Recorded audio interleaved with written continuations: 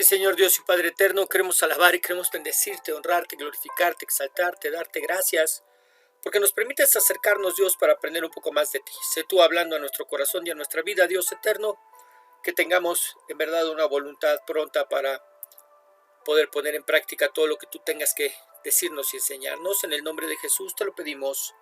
Amén. Muy bien, pluma, papel, lápiz, una actitud enseñable es lo que vamos a necesitar el día de hoy precisamente para aprender un poco más de nuestro Dios. El día de hoy vamos a ver semana número 18.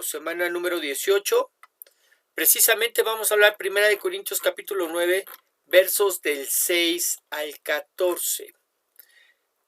Se titula Los derechos de un apóstol, segunda parte. Los derechos de un apóstol, segunda parte. Y la Biblia nos dice, ¿acaso Bernabé y yo somos los únicos que estamos obligados a trabajar para vivir? En el ejército ningún soldado paga sus gastos. Los que cultivan uvas comen las uvas que recogen, y los que cuidan cabras toman de la leche que ordeñan. Esta no es una opinión mía, sino que así lo enseña la Escritura, porque en los libros que escribió Moisés leemos, no impidan que el buey coma mientras desgrana el trigo. Y si la Escritura dice eso, no es porque Dios se preocupe de los bueyes, sino porque se preocupa por nosotros. Tanto los que preparan el terreno como los que desgranan el trigo lo hacen con la esperanza de recibir parte de la cosecha. De la misma manera, cuando nosotros les comunicamos a ustedes la buena noticia, es como si sembráramos en ustedes una semilla espiritual. Por eso, como recompensa por nuestro trabajo, tenemos derecho a que ustedes nos den lo necesario para vivir.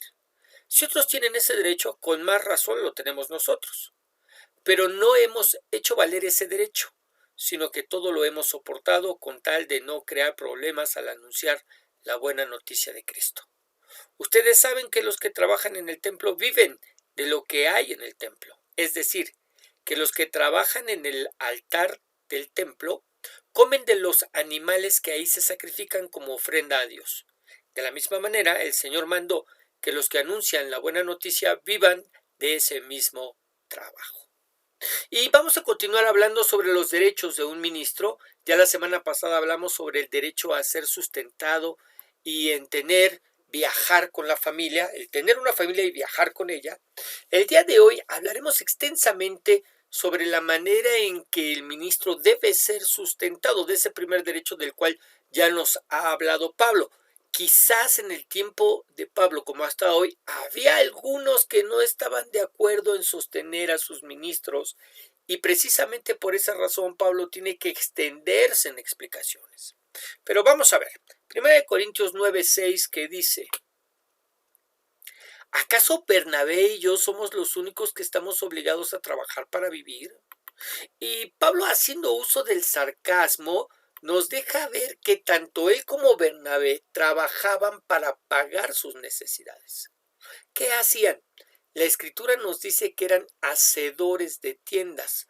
Recordemos que en aquella época no todos vivían en las ciudades, la gran mayoría lo hacía en el campo, y ya sea para trabajar o incluso en los viajes que realizaban, usaban de estas tiendas, además de ser una costumbre del lugar. Hechos 18:3 nos dice, y como era del mismo oficio, se quedó con ellos y trabajaban juntos, pues el oficio de ellos era hacer tiendas. Aquí está hablando de Pablo y precisamente ¿cuál era su oficio? El hacer tiendas. Ahora, la pregunta que entonces surge, Pablo, apóstol de Jesucristo, un predicador que es apóstol y que va llevando el mensaje del evangelio y que conforme va predicando el evangelio, la gente se va convirtiendo y va sembrando iglesias. ¿Qué no había iglesias que apoyaran su ministerio?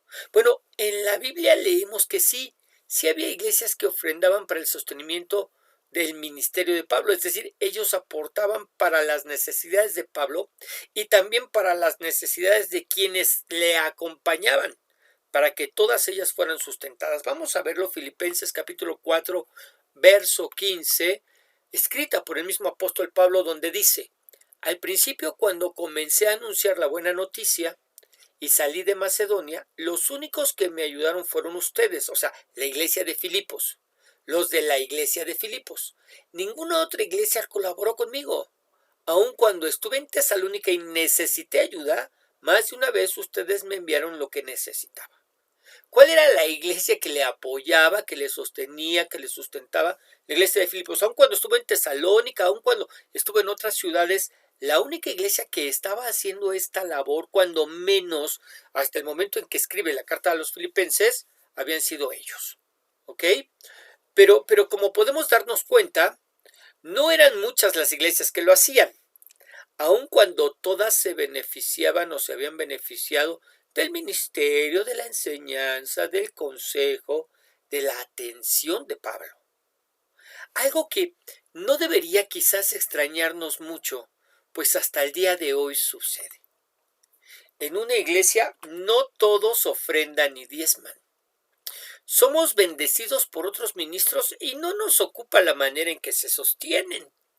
Vamos al YouTube, escuchamos las predicaciones y jamás nos preguntamos de qué manera se sustentarán las necesidades de ese ministro o de ese ministerio. Algo que desgraciadamente también pasaba en los tiempos de Pablo. Y en segundo lugar, la gente desgraciadamente sigue creyendo que si Dios lo levantó, es decir, si Dios lo llamó, pues que Dios lo sostenga. Como si ellos no formaran parte del plan de Dios para el sostenimiento del ministro. Como si sus diezmos y ofrendas en verdad fueran como la limosna que a Dios le damos cuando nos sobra algo. En realidad, que el ministro de una iglesia tenga que trabajar para sostenerse obedece a tres cosas. La primera, que la iglesia es muy pobre y que en verdad lo que se recoge de ofrendas y diezmos no alcanza, en cuyo caso el ministro buscará el trabajar hasta que la iglesia esté en posibilidades de sostenerle. Es decir, este era el caso de Pablo. Si la iglesia no era lo suficientemente rica, no tenía los suficientes recursos como para sustentar al ministro, y entonces el apóstol Pablo trabajaba, ¿verdad? En segundo lugar, que la iglesia, a pesar de poder sostener al ministro, mucho ojo, a pesar de poder sostener al ministro, es decir, tener los recursos, no quiera hacerlo porque considera que esa provisión es de ellos y no tienen por qué dárselo a nadie más o lo que sea, porque bueno, pretextos para no dar tenemos muchos. En cuyo caso se aconseja que el ministro deje esa iglesia. Iglesia que no quiere sostener al pastor no tiene derecho a tenerlo. Y este no es un consejo mío, no es un consejo propio, la Escritura así lo enseña. ¿Dónde, pastor? Bueno, en los tiempos de la reconstrucción del templo y la ciudad de Jerusalén, el pueblo dejó de sostener a los cantores y levitas. No porque no tuvieran, simplemente porque dejaron de hacerlo. ¿Qué hicieron estos servidores? Dejaron de servir para irse a trabajar. Nehemías capítulo 13, verso 10. Vamos a verlo. Nehemías 13:10. También descubrí que no se les había entregado a los levitas las porciones de comida que les correspondían, de manera que todos ellos y los cantores que debían dirigir los servicios de adoración habían regresado a trabajar en los campos. ¿Qué es lo que se vieron obligados a hacer? A dejar el servicio, a dejar el ministerio para irse a trabajar. Y bueno, eso es lo mismo que podría suceder con todas esas iglesias que no quieren, que teniendo los recursos, simplemente dejan de hacerlo. Simplemente no les importa, no les interesa. Bueno, iglesia que no quiere sostener al pastor, no tiene derecho a tenerlo. Ajá. Y el tercer lugar, que las exigencias del ministro sean muchas y les sea imposible avenirse a lo que la iglesia le da, a lo que la iglesia le proporciona y decida trabajar. Podría ser que, bueno, el sueldo que la iglesia está dando no sea un sueldo demasiado bajo, ¿verdad? Y que más bien lo que está muy alto son las exigencias del ministro, donde, bueno, entonces él decide que como no le alcanza lo que la iglesia le está dando, pues va a trabajar por su cuenta. Será entonces donde la responsabilidad de cada una de las ovejas en cada una de ellas recaerá ya sea el permanecer o irse, tomando en cuenta que la atención, la consejería y la enseñanza se van a ver afectadas tras esta decisión. El pastor no va a tener el tiempo para preparar los sermones, las enseñanzas, para darle la atención y la consejería a la iglesia. Pero esta será responsabilidad de cada una de las ovejas, el permanecer o el irse. ¿Ok? Muy bien. 7. En el ejército ningún soldado paga sus gastos. Los que cultivan uvas comen de las uvas que recogen, y los que cuidan cabras toman de la leche que ordeñan. ¿Qué nos está diciendo? Bueno, que nadie que trabaja en el reino de Dios a tiempo completo debería sentirse mal o que abusa o que es incorrecto que reciba una remuneración económica por lo que hace. ¿Qué nos dice? Los soldados no se sienten mal por recibir su sueldo. Los que cultivan tampoco lo hacen cuando comen de lo que cosechan. Y los que cuidan cabras no sienten pesar cuando toman leche. Así que los que en verdad trabajan en el reino no deberían sentirse mal cuando reciben su paga. Hay algo que necesito que nos quede muy claro. Ninguno de los que trabajamos en el reino de Dios, voy a reformularlo. La gran mayoría de los que no trabajamos, de los que trabajamos en el reino de Dios, no lo hacemos por dinero. No lo hacemos para enriquecernos, porque si en verdad ese fuera nuestro objetivo, pues hay otros muchos trabajos y otras muchas formas de poder enriquecerse de una manera mejor, ¿no? De una mejor manera, ¿ok? Sin embargo, todos aquellos que trabajamos en el reino y que lo hacemos a tiempo completo, pues necesitamos de un sustento, y de esto es de lo que está hablando el apóstol.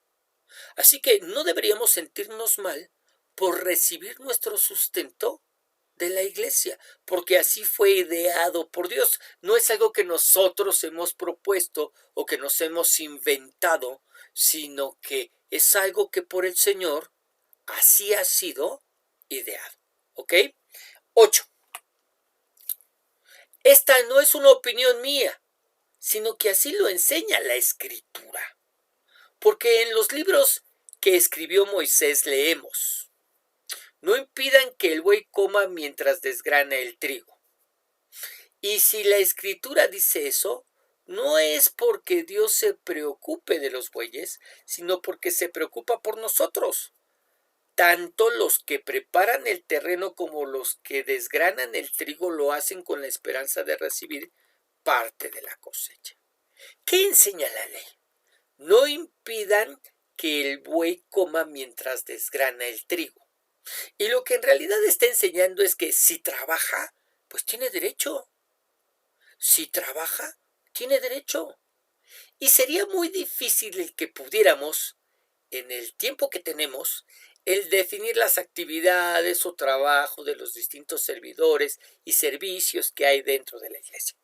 Pero de manera general, en el libro de los Hechos, cuando la iglesia se quejó de que sus viudas eran mal atendidas en la repartición del alimento, Pedro nos dice, Hechos capítulo 6, verso 2. Entonces los 12 convocaron a la multitud de los discípulos y dijeron: no es justo que nosotros dejemos la palabra de Dios para servir a las mesas. Buscad pues, hermanos, de entre vosotros a 7 varones de buen testimonio, llenos del Espíritu Santo y de sabiduría, a quienes encarguemos de este trabajo, y nosotros persistiremos en la oración y en el ministerio de la palabra. Es decir, de manera general, ¿qué deberíamos estar haciendo los servidores? De manera general, atendiendo a la oración y a la palabra. Cada uno sabe si está cumpliendo de manera eficiente o no con esta obligación. Cada uno lo sabe. Pero si estamos haciendo aquello para lo que fuimos llamados, no deberíamos sentirnos mal al ser remunerados. ¿Ok? Miren, vamos a ver el siguiente comentario. Jesús dijo que el obrero es digno de su salario. Pablo enfatiza este pensamiento y urge a la iglesia a pagar a sus obreros cristianos sin falta. Tenemos la responsabilidad de cuidar a nuestros pastores, maestros y otros líderes espirituales. Es nuestra responsabilidad ver que aquellos que nos sirven en el ministerio sean recompensados adecuada y razonablemente. ¿Ok? Muy bien.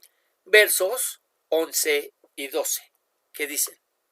De la misma manera, cuando nosotros les comunicamos a ustedes la buena noticia, es como si sembráramos en ustedes una semilla espiritual. Por eso, como recompensa por nuestro trabajo, tenemos derecho a que ustedes nos den lo necesario para vivir. Si otros tienen ese derecho, con más razón lo tenemos nosotros. Pero no hemos hecho valer ese derecho, sino que todo lo hemos soportado con tal de no crear problemas al anunciar la buena noticia de Cristo. Ok, ¿qué nos está diciendo aquí el apóstol? ¿Cuál era el trabajo de Pablo? Comunicar el evangelio, llevar, proclamar las buenas nuevas de salvación. Que era como sembrar la semilla espiritual en los corazones de los que le escucharan. Semilla que en su tiempo y con la gracia de Dios daría su fruto en almas viniendo a los pies de Cristo. ¿Qué esperaba por su trabajo? ¿Cómo se le pagaría? A través de recibir por medio de la iglesia lo necesario para vivir. Y continúa diciendo, si otros tienen ese derecho, pero ¿quiénes otros? Cuando dice, si otros tienen ese derecho, con más razón lo tenemos nosotros. Pero ¿quiénes son esos otros? ¿De quién habla Pablo? Bueno, en realidad está hablando del gobierno. Recordemos que el Estado romano les cobraba impuestos que no pagaban de manera voluntaria. Para eso estaban los cobradores de impuestos, que tenían además la facultad de encerrar y castigar a aquellos que se negaran a hacerlo. Cobradores de impuestos que no eran amados por el pueblo, porque ellos trabajaban para el gobierno, trabajaban para el Estado y los obligaban a pagar impuestos. Precisamente por eso el llamado de Mateo por el Señor Jesucristo, quien fue cobrador de impuestos, causó tanto revuelo en su tiempo. Ahora, Pablo les dice que él con mayor razón tiene derecho de gozar de ese beneficio, pues a través de su trabajo ellos recibieron salvación y vida eterna. Y es a través de sus enseñanzas que ellos reciben el conocimiento de Dios y fortaleza para seguir adelante. Ahora, hoy en día, cuando una persona recibe su cheque, su pago, por lo general ya lo recibe con los descuentos por impuestos hechos. Es decir, antes de recibir su dinero, ya le descontó el gobierno lo que es suyo. El porcentaje que le pertenece por dejarlo trabajar. Ese es nuestro impuesto. Pagamos impuestos porque le estamos pagando al gobierno porque nos deje trabajar.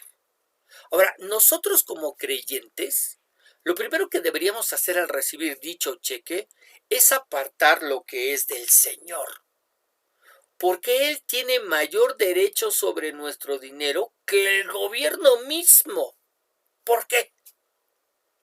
Porque nos da, en primer lugar, la capacidad, la sabiduría, el conocimiento para poder hacerlo, para poder ejercerlo, para poder trabajar, para tener un oficio, para tener una carrera, ¿verdad?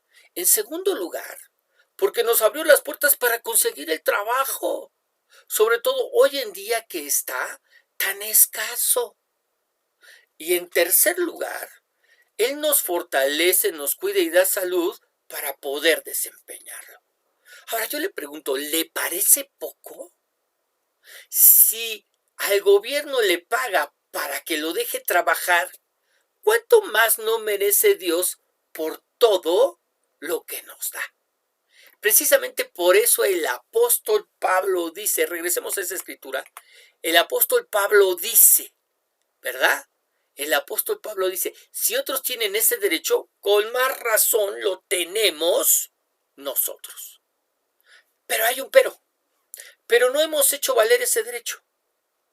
Es decir, él no estaba exigiendo que se le pagara por lo que estaba haciendo, sino que todo lo hemos soportado con tal de no crear problemas al anunciar la buena noticia de Cristo. Es decir, esa es la razón por la que él y Bernabé trabajaban haciendo tiendas, para no ser carga a la iglesia, para no exigir este derecho, para que no se crearan problemas porque ellos están anunciando el evangelio, ellos están enseñando y se están recogiendo diezmos y ofrendas para hacerlo. Ahora, yo te voy a decir una cosa. Pablo está hablando a una iglesia que está empezando y en la que hay problemas dentro de ella. Recordemos que era una iglesia que se encontraba dividida, una iglesia que decía yo soy de Pablo, yo soy de Apolos, yo soy de Cefas. Una iglesia en la que existían los dones espirituales, pero no había mucha instrucción, hay que instruirlos de manera correcta, de manera adecuada. Y el dinero no es una excepción de los problemas que existían dentro de esta iglesia.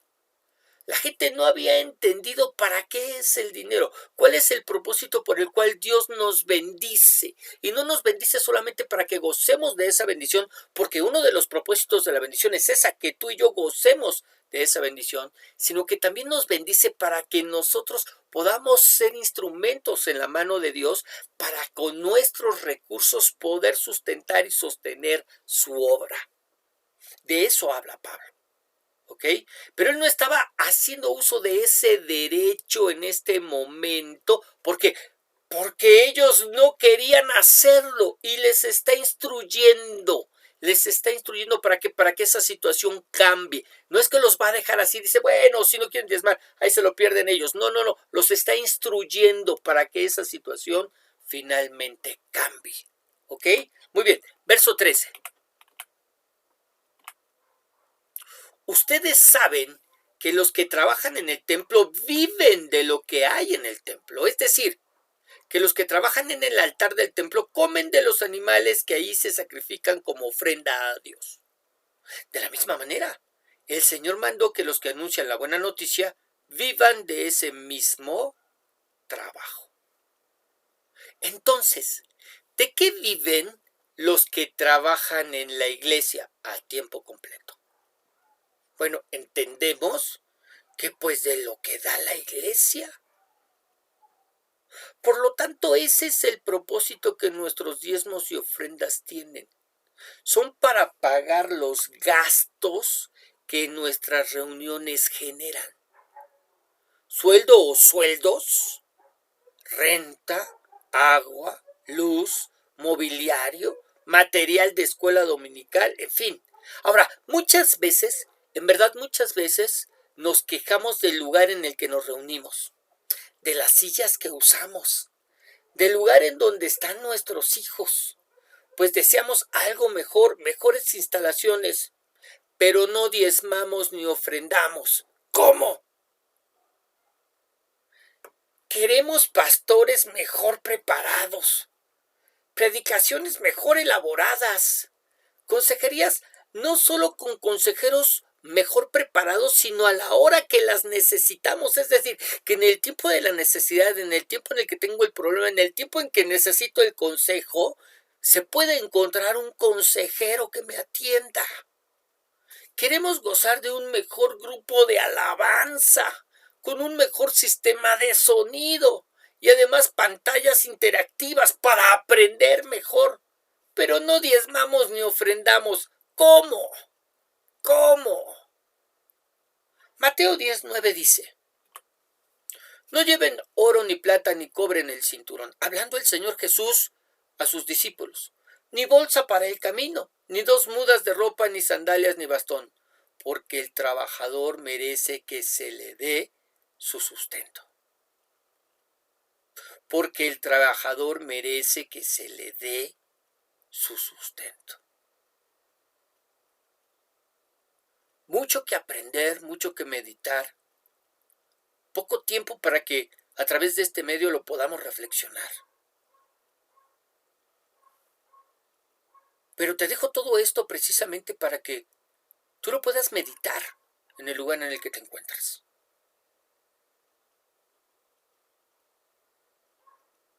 Que podamos aprender qué es lo que Dios en verdad nos quiere decir y de la bendición de la que quizá nos estamos perdiendo. Ahí en tu lugar, inclina tu rostro, cierra tus ojos. Vamos a orar.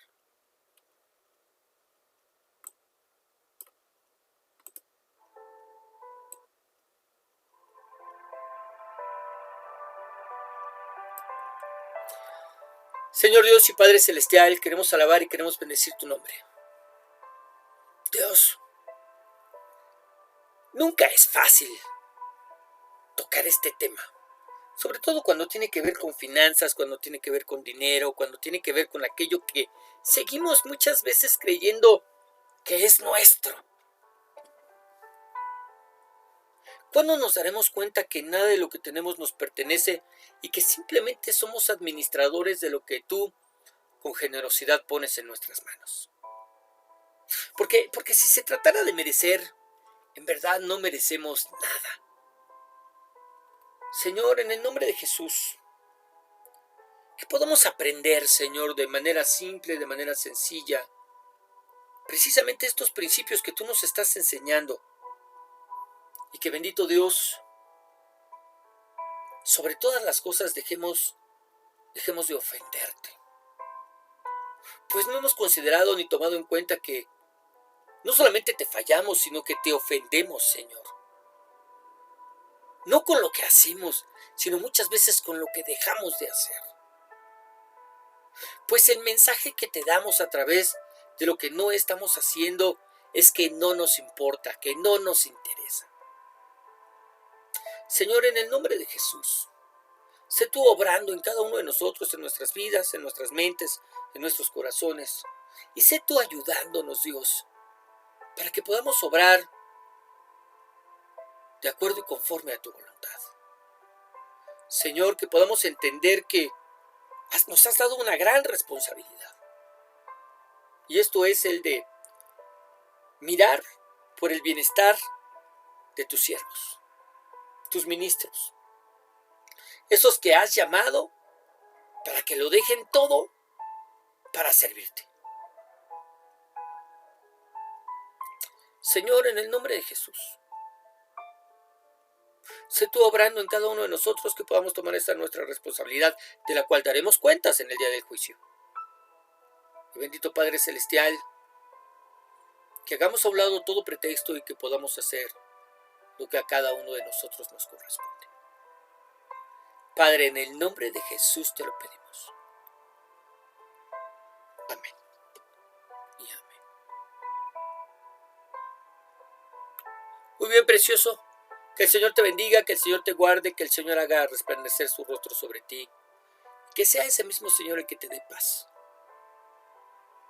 En verdad le pedimos a Dios que siga bendiciendo tu vida, que siga trayendo sobre tu vida guía, dirección, protección en todo momento.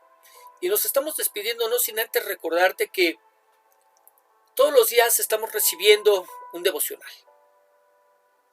Que los días domingos tenemos nuestra enseñanza dominical y los lunes recibimos nuestra clase de 1 de Corintios. En verdad esperamos que todo este material esté bendiciendo tu vida. Bendiciones.